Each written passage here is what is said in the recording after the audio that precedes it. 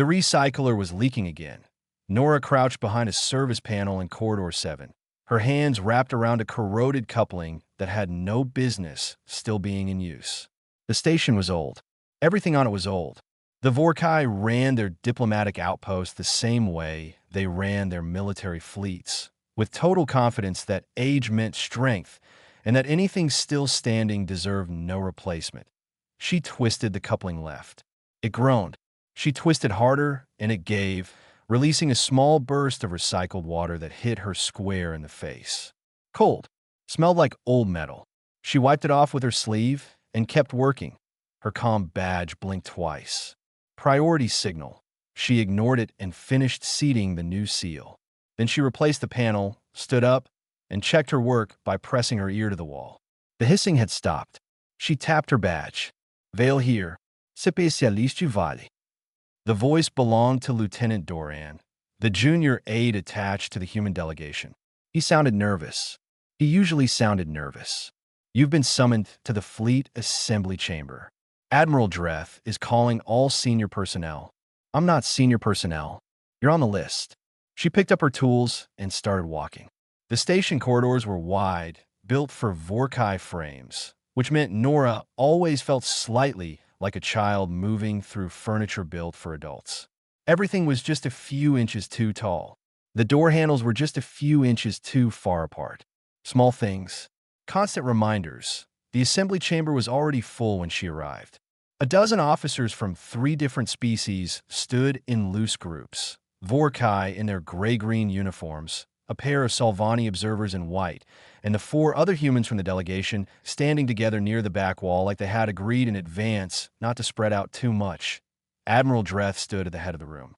He was old even by Vorkai standards, his scales faded to a pale greenish-white, his eyes the flat amber of old glass. He did not look at Nora when she entered. He was already speaking. The command seat of the 3rd Fleet has been vacant for 2 seasons, he said. His translator rendered the words cleanly, without emotion. Protocol requires a trial to determine the next commander. The trial will begin in 4 days. All candidates will be registered by tomorrow evening. Nora stood near the back and listened. The death trial was not a secret. It was part of Vorkai military tradition going back several hundred years.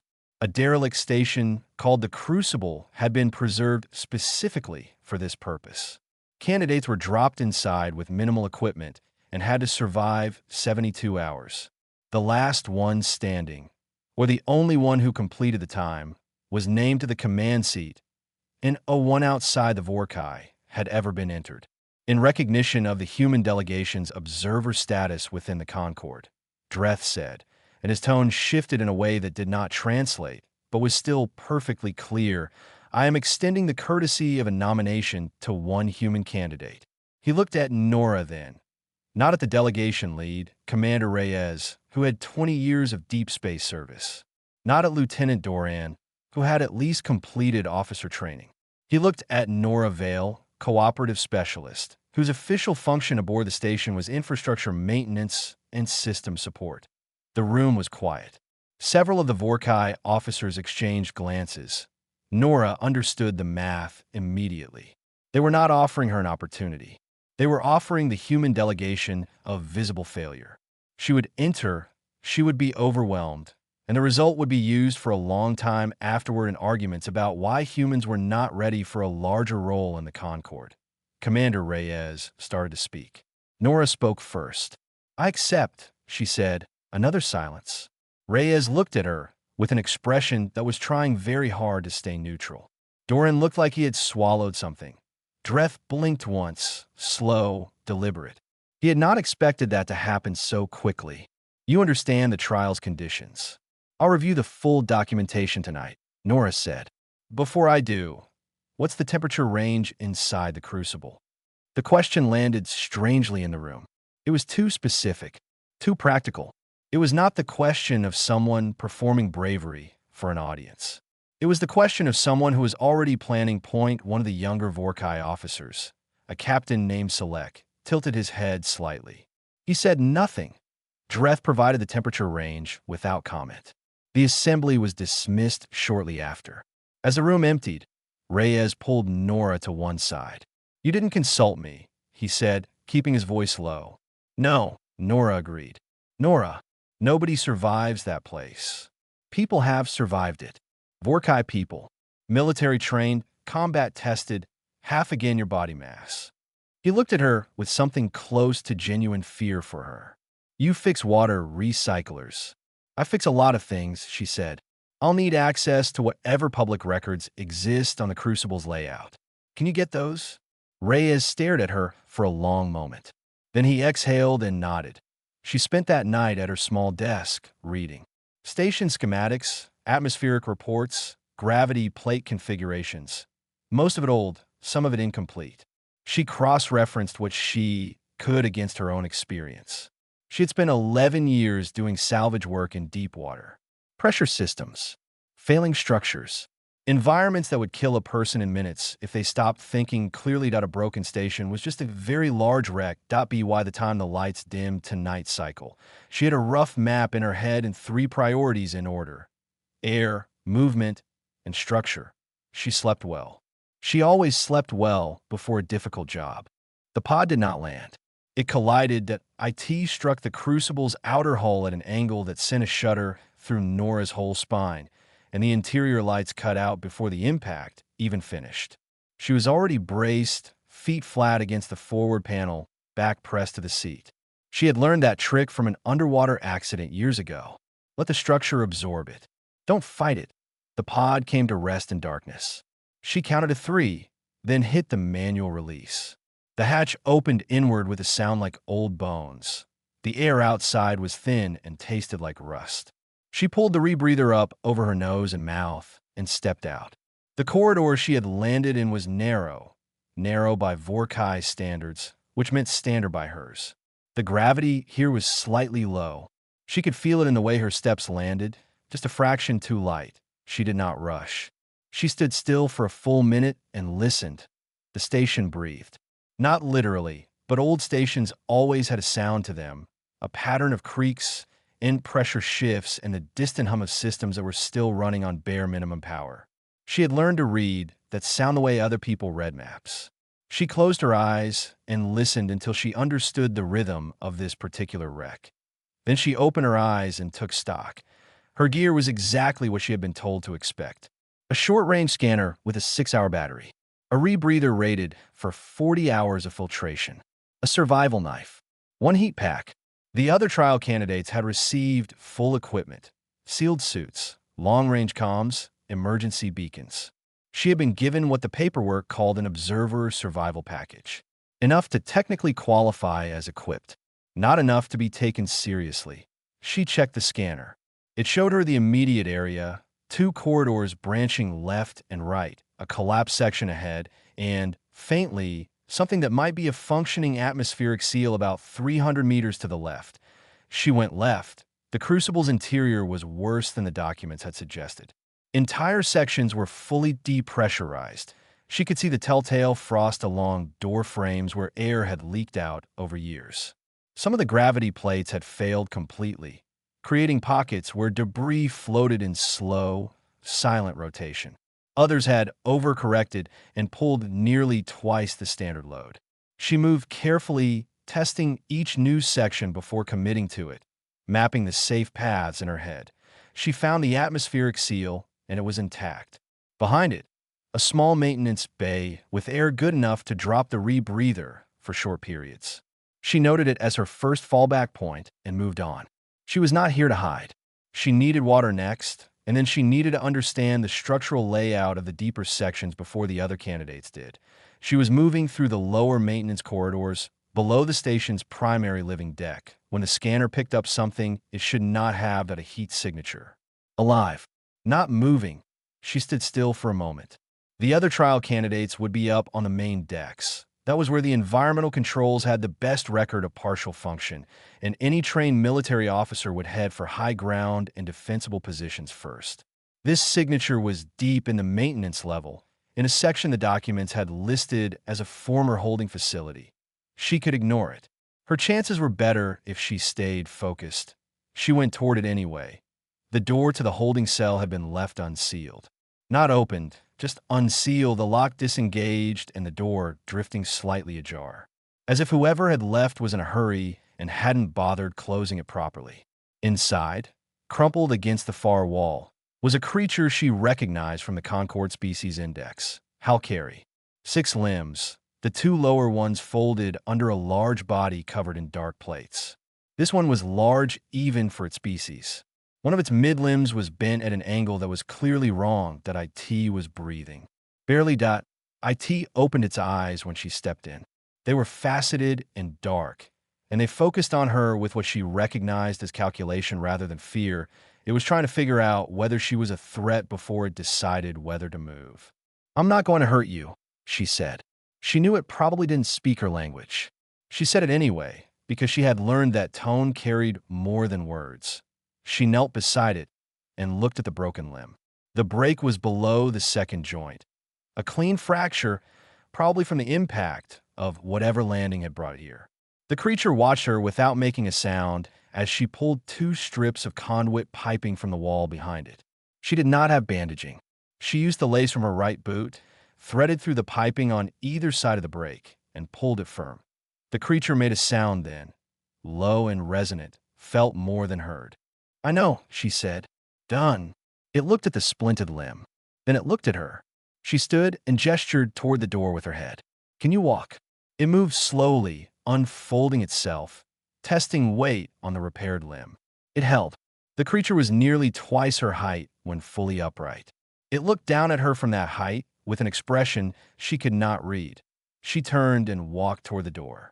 After a moment, she heard the heavy footsteps follow. Behind her, the creature that would later tell her its name was Ren followed Nora deeper into the station, and neither of them had any idea yet how much that single moment would change things. His name came out in a series of sounds her tongue could not fully replicate, but the closest her translator badge could render it was Ren. He gave her the name on the second day, while they were resting in a pressurized storage room, and she was checking the rebreather's filter count. He communicated in a mix of low tones and posture. The badge caught maybe 60% of it. She filled in the rest by watching him, by what he was doing, not just what he looked like. He had been a prisoner in transit. His ship had been stopped by a Vorkai patrol 7 days ago. When a station was converted for the trial, no one had bothered to move him. He was not scheduled for anything. He had simply been forgotten. "They do this," he told her. The badge rendered it haltingly. "It is not cruelty. It is that we stop matching." Nora did not offer empty comfort. She said, "You matter enough to know this station's layout. Tell me what you know." That was the turning point. He had old Halcary trade records stored in his memory. Technical notation learned during a period when the Halcary and Vorkai had briefly traded rather than fought. He knew the naming conventions for the Crucible's original construction. She knew how to read damage and structural failure. Together, they could move faster than either of them could alone. They developed a rhythm. He told her what sections were designed to be. She assessed what they had become.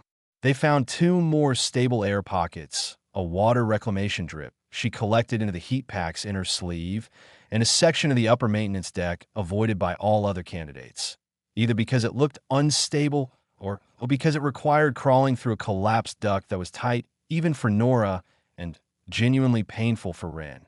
They went through it anyway. The space on the other side gave them a clear view of the station's central corridor network. That IT was from that vantage point that they heard the 2 Vorkai officers below. Their voices carried in the way sound always does through metal. The words were unclear, but the tone was not. Nora recognized the names of sections being discussed. She recognized the word for Halcary in the Vorkai dialect, and she recognized the kind of tone that did not need translation. Ren went very still beside her. "They're hunting you," she said quietly. "Yes." He did not sound surprised. Killing a Halcary in the trial zone carries no penalty. There is no rule against it. To them it would be a bonus, a small violence allowed. Nora looked at him. He was watching the corridor below with the absolute stillness of a creature that had learned how not to be found. She looked back down at the 2 officers. They were well equipped, better than her. They moved with the ease of people who had trained for exactly this environment. She could not win a direct confrontation with either of them, let alone both. It was just a fact, like a current running faster than she could swim. You didn't fight that kind. You moved sideways. She spent 60 seconds thinking. Then she made a decision. Point 2 sections back, where they had passed through, there was a pressure junction with a manual release valve. The corridor below connected to it. If she opened that valve, it would push coolant gas from the old environmental system into the lower corridor. Non-lethal, designed as a fire suppression backup, but thick enough to drop visibility to almost nothing and cause 20 minutes of disorientation in any species that breathed oxygen-based air. The problem was the valve was behind them, and getting there meant moving before the officers below moved first. She touched Ren's nearest limb. 3 short taps. Then she pointed back the way they came, held up 2 fingers, and pointed down to indicate the junction. He nodded. They moved without speaking. She was fast and low. He was surprisingly quiet for something his size when he chose to be. They reached the junction. She found a manual release, a heavy lever coated in old grease, and put her whole body into IT turned. The gas hit the corridor below with a sound like a long, low exhale. They were already moving away before the shouting started. She did not run. Running was noise. She walked fast, checking each corner, listening. Ren followed her stride for stride and did not make a single sound she hadn't accounted for. 3 minutes later, they were 2 levels up and behind a sealed door. Ren looked at her. The badge caught what he said next. You did not kill them. No. You could have tried. With the element of surprise. Could have, she said. And if it went wrong, we'd be dead. And even if it went right, we'd have 2 bodies to deal with and a reason for every other candidate to hunt us specifically. She checked the scanner. The officers' heat signatures were stationary while behind them. That gas will wear off. They'll be angry, but they won't know what happened or where we went. Ren was quiet for a long moment. Then he said, Are all humans this? The badge paused on the word. Calculating. The ones who do my job tend to be, she said. Outside, on the observation platform docked to the station's outer ring, Commander Isara of the Salvani watched the sensor data from the Crucible's internal grid. She had watched the coolant event. She had watched the 2 Vorkai candidates stumble. She had watched the 2 small heat signatures, one human, one Halkari, move away calmly through the upper levels. She made a long note in her report. Admiral Dreth said, she ran. Isara said nothing yet. Hour 58. 14 hours left. Nora noticed the vibration before she heard anything. It came up through the soles of her boots, a low, uneven shudder that did not match the station's usual settling sounds. She stopped walking and pressed her palm flat against the nearest wall. Too fast. Too irregular. Ren had stopped behind her. He watched her with that careful stillness he had, waiting for her to finish reading whatever she was reading. The reactor, she said. He said nothing for a moment. Then how bad? She did not answer immediately. She pulled out the scanner and adjusted its sensitivity down to the lower frequency range. Not a standard use for it, but the scanner was essentially just a signal reader at its core, and she had been adjusting salvage equipment to do non-standard things since she was 23. The reading that came back made her jaw tighten. The Crucible's reactor was in the lower central hub, sealed behind 3 pressure doors, not opened in years. The documentation listed it as stable on low maintenance cycle. What had not accounted for was 58 hours of moving bodies disrupting pressure zones, breaking open seal compartments, and disturbing the environmental equilibrium of a station meant to sit empty. The reactor's thermal venting system was clogged. It was overheating slowly, but it had been doing it for a while. Bad enough, she said. If it goes, it takes a reactor housing with it. The housing connects to the primary ring. Ren understood what that meant before she said it. The observation platform was docked to the primary ring. Isura, Dreth, Select, the entire crew, they were connected to what was about to fail. How long, he asked. Maybe 10 hours. Maybe less. 14 hours left in the trial. She had already found the stable pocket she planned to wait it out in, a sealed compartment in the upper section. Good air, minimal structural risk. She could go there right now. She would survive. She would complete the trial at the 72-hour mark, and the observation crew would know the reactor was failing, and they could detach the platform. And she stopped that thought, Detaching the platform took 20 minutes minimum. The alert would not be recognized and acted on fast enough. Even if Dreth started procedures immediately, a reactor breach at that scale would reach them before the docking clamps fully released. She stood in the corridor and thought about it honestly. Not around it, straight through it. She had a heat pack with 40% charge, a knife, some conduit piping, and whatever else she could strip from the station. She had Ren, who had Halkyrie technical notation in his memory. And she had the fact that no one was expecting a salvage diver to walk into the reactor core. I need to know if you ever saw Vorkai reactor documentation in those trade records, she said. Anything about early venting systems. Emergency thermal release. Anything. Ren was very still for 3 seconds. Some, he said. Old. I may not remember it fully. Tell me while we walk. She was already moving toward the lower hub. Ren followed. And as they went, he recited what he remembered. Notation by notation, measurement by measurement, his voice low and the badge rendering it in broken but workable technical terms. She listened and built a picture in her head of a system she had never seen, designed by engineers who had died before she was born, on a station that was about to kill everyone in it. The 3 pressure doors to the reactor hub were the first obstacle. The first 2 she bypassed by finding the manual release mechanisms, which were stiff but functional. The third had been sealed with a secondary lock, a Vorkai security measure she did not have the code for. She looked at it for 5 seconds. Then she looked at the wall beside it, found the conduit housing for the door's power feed, and cut it. The door lost power and defaulted to the unlocked position.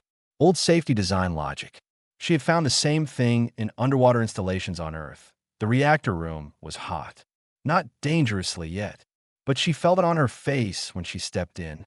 The venting system was a series of large pipes running along the ceiling, and the clog was visible.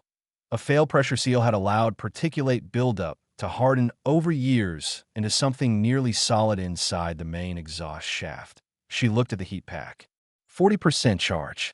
She had planned to use it for warmth in the final stretch of the trial. She thought about that for exactly 1 second. She set against the clog point, activated it on maximum output, and used the piping from the corridor outside as a mechanical lever to force the blockage while the heat softened it.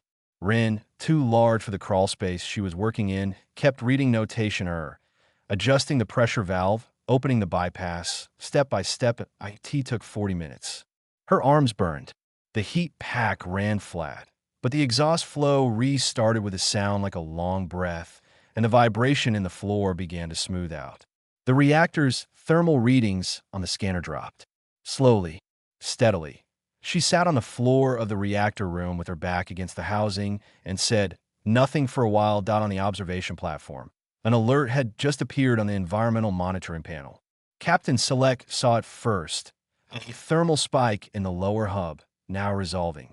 He ran the data backward and understood what had happened. He looked across the room at Admiral Dreth. She was not trying to win the trial, Select said. She was never just trying to win. Dreth stared at the data. He said nothing at all.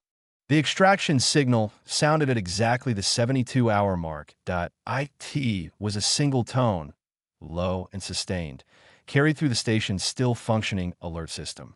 Nora heard it from the upper corridor, where she and Ren had spent the final hours resting in the pressurized maintenance bay she had identified on the first day.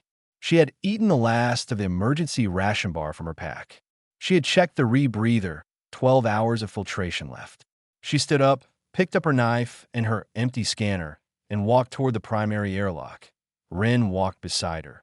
The airlock opened to a docking corridor that connected to the observation platform. Through the porthole windows in the connector passage, she could see the gathered officers on the other side of the pressure door. A cluster of gray-green uniforms, 2 white-clad Salvani, and at the back, the 4 humans from her delegation. She sealed the rebreather away in her pocket. She was not going to walk through that door with it over her face. The pressure door opened. The silence was immediate and total. Every officer in the room was looking at her. Several were looking at Ren, who had to duck slightly to clear the door frame. He straightened on the other side and stood at his full height, 6 limbs settled into a posture Nora had come to understand as cautious dignity. He was not going to make himself small in this room. She did not look for approval in anyone's face. She looked for Isura. The Salvani commander was standing to the left, her expression composed and unreadable. She gave a small nod when Nora found her eyes. The recorder in her hand was running. Admiral Dreth stepped forward. His face was controlled. His voice was controlled. But Nora had spent 2 days reading things by what they were doing rather than what they looked like, and she could see the tension in his jaw and the particular way his hands were very still. "You have completed the 72-hour period," he said. "The Crucible trial is concluded." "Thank you," Nora said without a beat. He had expected more. Something louder, or more emotional, or more uncertain. She gave him nothing but the plain acknowledgement. Then his eyes moved to Ren. "The Halkari prisoner will be taken into Vorkai custody immediately." Nora stepped forward, not aggressively. She did not raise her voice or change her expression. She simply moved so that she was standing between Dreth and Ren. The room shifted. Under Concord Cooperative Charter, Article 9, she said, "Any non-combatant found in a designated trial zone during active trial operation is classified as an incidental survivor and is entitled to full Concord survivor protections until a formal review is completed." She kept her voice even. Ren assisted in the repair of a critical reactor failure that would have destroyed this platform and everyone on it. Under Article 9, Subsection 4, that assistance constitutes a documented cooperative act and elevates his protection status to protected witness. No one spoke. Dreth looked at her. She looked back. "Article 9, she said again, is binding on all Concord member fleets. It predates the Vorkai's membership and was a condition of it." She had looked that up too. The night before the trial. Isara spoke then, clearly for the record. Specialist Vale citation is accurate. Article 9 is currently in force. No custody transfer of the named individual may occur pending formal review. She made notation. "I am recording this objection as filed." The room was very quiet. One of the Vorkai officers shifted his weight. Dreth did not move. Then he tried another approach. His voice was measured, deliberate. "The trial outcome is disputed. The candidate deviated from trial parameters by associating with and assisting a non-participant. That disqualifies her result." Isara looked up from her recorder. "I have reviewed the founding documentation of the Vorkai death trial in full, Admiral. There is no parameter specifying that a candidate must operate alone. There is no provision that defines interaction with any individual inside the Crucible Zone as a disqualifying act. The trial's only requirement is survival of the full 72-hour period." She paused. "Spécialiste vale survivre." Dreth was still. Under Concord Protocol, a disputed trial outcome required an immediate vote among all senior officers present with recognized standing. Isara called it. There were 11 eligible voters in the room. The vote was not on giving Nora the command seat. That was a separate process. The vote was only on whether the trial completion was valid. Select voted first. He had been watching Nora since the moment she asked about temperature ranges in the assembly chamber. He had watched her emerge from a station that had chewed up better-equipped candidates. He had watched the reactor data. He cast his vote without hesitation, 0.6 to 4. One abstention. The trial completion was recognized as valid. Dreth said nothing. He turned and walked to the far side of the room. No dramatic exit. No outburst. Just the particular stillness of someone who had run out of moves and knew it. Commander Reyes pushed through from the back of the room. He looked at Nora with an expression that had entirely given up on being neutral. He said quietly, "You looked up Article 9 before you went in." "I looked up everything," she said. Behind her, Ren made a low sound. The badge did not fully translate it, but Nora had spent 72 hours learning his tones. She understood it well enough that a team meant something close to. Finally, 3 days after the trial, Nora was fixing a coolant line. Not on the Crucible. On the diplomatic station, Corridor 11, where the same secondary system that had been causing problems for 6 weeks had finally developed a genuine fault rather than just a noisy one. She was on her back under the access panel with her boots sticking out into the hallway when she heard footsteps that did not belong to maintenance staff. Commander Isara stopped beside her feet and waited, Nora finished the seal, replaced the panel, and slid out from under it. She sat up and looked at the Salvani commander. Isara was holding a formal document sleeve, the kind used for Concord record transfers. The review board completed its work this morning, Isara said. Nora stood up. She wiped her hands on her work cloth and waited. Nora Vale is formally recognized as the first non-Vorkai individual to complete the death trial in the recorded history of the Concord. Isara's voice was even, but there was something quiet and deliberate in it, the tone of someone saying something they believe matters. Your trial completion has been entered into the permanent record. It cannot be disputed, amended, or removed. Nora nodded. And Ren, the review found in his favor. He is under full Concord protection. He cannot be transferred to Vorkai custody. Isara paused. He has made a formal request to serve as a Halkari liaison to the human delegation. It was an unprecedented filing. The review board approved it this morning as well. Nora looked at the wall for a moment. The Halkari and the Vorkai had been in conflict for generations. The Halkari had never held any formal standing in the Concord at all. And Ren, who had been left in a cell and forgotten, was now about to be the first of his people to hold a recognized position in the building that had been designed to exclude them.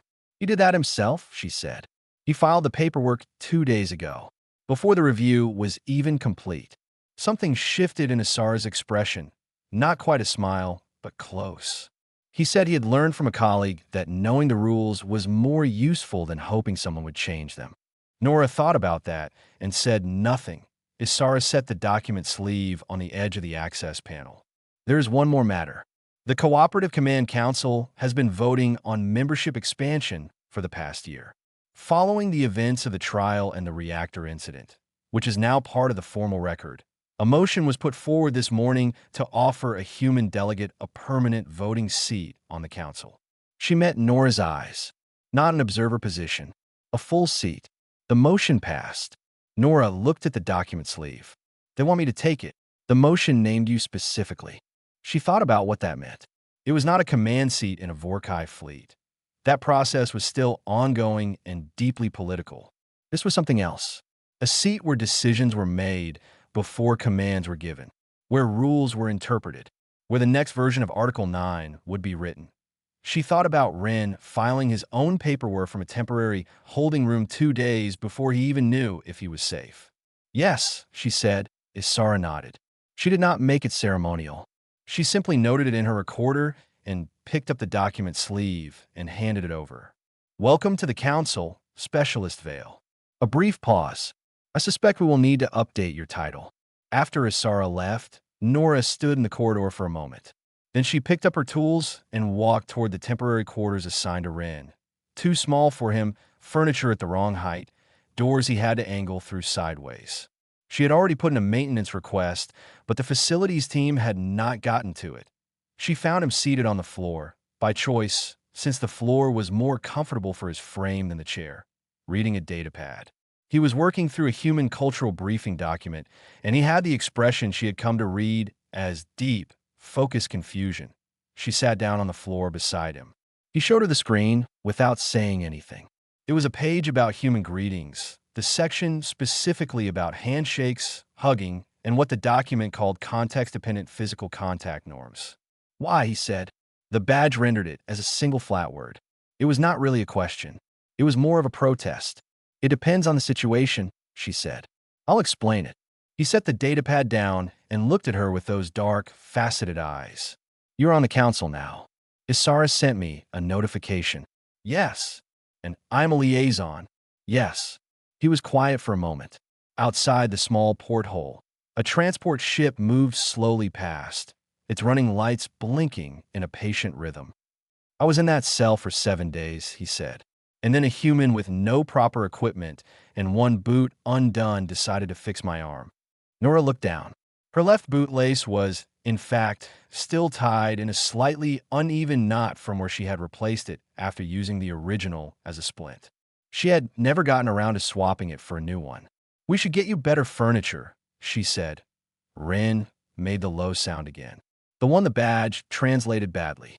She had come to understand it as something between amusement and disbelief and something warmer than either. They sat on the floor together, and she explained human greetings, and outside the window, the station turned slowly, and somewhere across the platform, Admiral Dreth had nothing left to say.